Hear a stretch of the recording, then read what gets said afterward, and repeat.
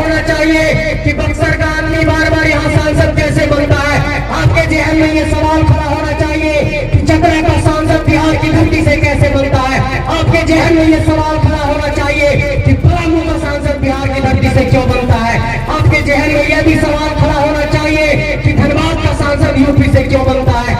आपके जहन में यह भी सवाल खड़ा होना चाहिए कि गोड्डा का सांसद भागलपुर से क्यों खड़ा होता है। भागलपुर का आदमी गोड्डा का सांसद क्यों बनता है। क्या झारखंड की माटी में इतनी कुव्वत नहीं? क्या झारखंड की माटी बांझ हो गई है? क्या हमें अपने माटी से लीडर नहीं निकाल सकते हैं? इस पहलू पर आप लोगों को सोचना होगा।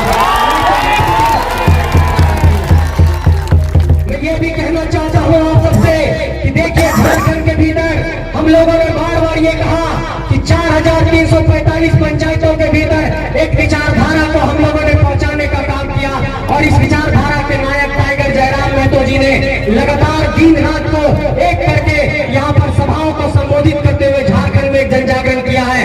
और आपको आश्चर्यजनक होगा कि जिस शख्स को आप यहाँ पर देख रहे हैं वो सिर्फ 3 घंटा सोते हैं, रात में 4 बजे सोए हैं और अभी तक पिछले 2 सालों में लगभग 1000 से ज्यादा सभाएं इन्होंने की है और 2000 से ज्यादा बैठकों इन्होंने की है। ये इनकी कुव्वत है, ये इनकी प्रतिभा है, ये इनका कौशल है। और ऐसे कौशल की पूजा नहीं करेंगे माफियाओं की करिएगा, जमीन माफियाओं की करिएगा, पूंजीपतियों की करिएगा, कॉर्पोरेट लोगों की करिएगा, जो 10 रुपया का पेट्रोल भराएगा उसकी आप तरफदारी करिएगा, तो यहाँ पर कभी भी सियासी हकूकों की आवाज नहीं बुलंद होगी। इसलिए यहाँ पर अगर हमारे अखिलेश समाज के भी लोग होंगे, उन लोगों को भी ये संदेश देना चाहता हूँ कि मेरे अजीज दोस्तों एवं बुजुर्गों, आपको अपने सियासी हकूक की आवाज को बुलंद करना होगा, आपको अपना इत्तेहाद मजबूत करना होगा, आपको अपना शऊर बढ़ाना होगा। नहीं तो इस मुल्क के भीतर, इस जमहूरियत के भीतर जो लोकतंत्र है वो पैसे पूंजी की एक परिपाटी बन गई है और ऐसे लोगों को टक्कर देने के लिए सिर्फ विचारों के बल पर ही हम लोग इन लोगों को हरा सकते हैं। कई लोगों ने ये सवाल किया है कि कैसे इन लोगों को हराओगे, कैसे इन लोगों से चुनौती पेश करोगे। मैं आप लोगों से पूछना चाहता हूँ कि क्या किसी को 1 रुपए का पेट्रोल और डीजल दिया गया है? क्या किसी को 10 रुपया दिया गया है? देख लीजिए। इसलिए मैं ये कहना चाहता हूँ कि एक वैचारिक ताकत है जिसके बल पर झारखंड के भीतर इतनी बड़ी बड़ी सभाएं हो रही है। और लोगों ने ये कहा कि बाबू तुम लोग बराबर बात करते हो कि झारखंड की भाषा, झारखंड के खतियान, इन सारे विषयों पर कैसे तुम लोग यहाँ पर एक नीति नियम बनाने के लिए क्या तुम्हारे पास एक तरीके से आइडिया है, क्या तुम्हारे पास रोड मैप है?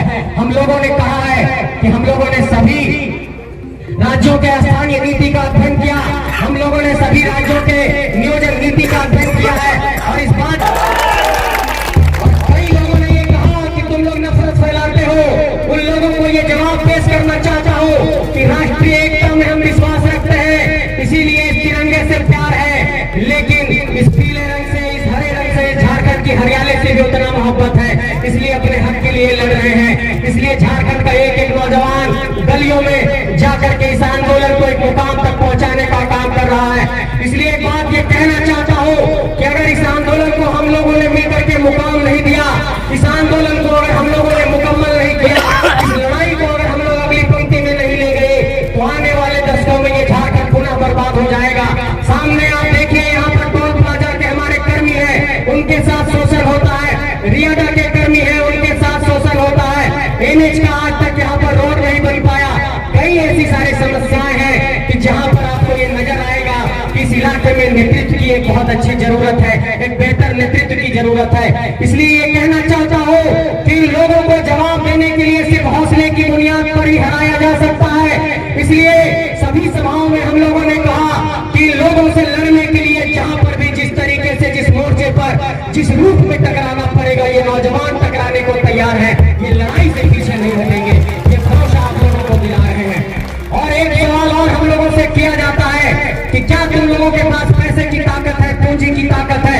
पैसे और पूंजी की राजनीति के इस दौर में तुम लोग कैसे अपना संगठन खड़ा करोगे? कैसे तुम लोग चुनावी राजनीति में जाकर के इन लोगों को चुनौती पेश करोगे? मैं ये कहना चाहता हूँ कि जहाँ भी सभाएं हुई, चतरा में सभा हुई तो हमारे कई साथियों पर FIR दर्ज किया गया, डुमरी में सभा हुई तो कई साथियों पर FIR दर्ज किया गया और हमारे केंद्रीय अध्यक्ष पर तो अभी तक लगता है 100 से अधिक FIR दर्ज हो गए होंगे। तो क्या पुलिस के FIR ने आंदोलन को रोक दिया? आज आपके सामने जयराम महतो जी यहाँ पर साक्षात बैठे हुए हैं, इसलिए हम कहना चाहते हैं पुलिस प्रशासन के भी लोगों से कि पुलिस के एफआईआर से यह आंदोलन नहीं रुकेगा। 144 की धारा लगाने से यह आंदोलन नहीं रुकेगा। 373 की धारा लगाने से यह आंदोलन नहीं रुकेगा। ये आंदोलन गाँव-गाँव में पहुंच गया है। ये एक वैचारिक क्रांति है, ये विचारों की क्रांति है।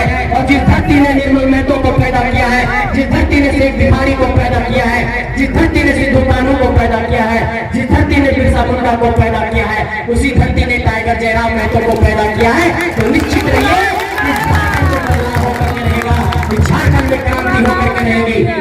लेकिन चौपारण के लोगों, बड़ी के लोगों, आप लोगों को ये कहना चाहता हूँ कि आपकी राजनीतिक चेतना पर बहुत बड़ा सवाल खड़ा होता है बार बार। और हम लोगों ने जब भी इस आंदोलन के दौरान चर्चा परिचर्चा की, आज से लगभग 1-1.5 साल पहले जब मेरी बात हुई जयराम जी से, उन्होंने कहा कि संजय दा एक सभा उधर वही तरफ होना चाहिए, वो थोड़ा तैयारी कर रहे हैं और उसके बाद सभा करेंगे। 1-1.5 साल से ये प्लानिंग चल रही थी और मैं इस बात को कहते हुए काफी गौरवान्वित हूँ कि आज आप लोगों ने काफी अच्छा रिस्पॉन्स दिया है।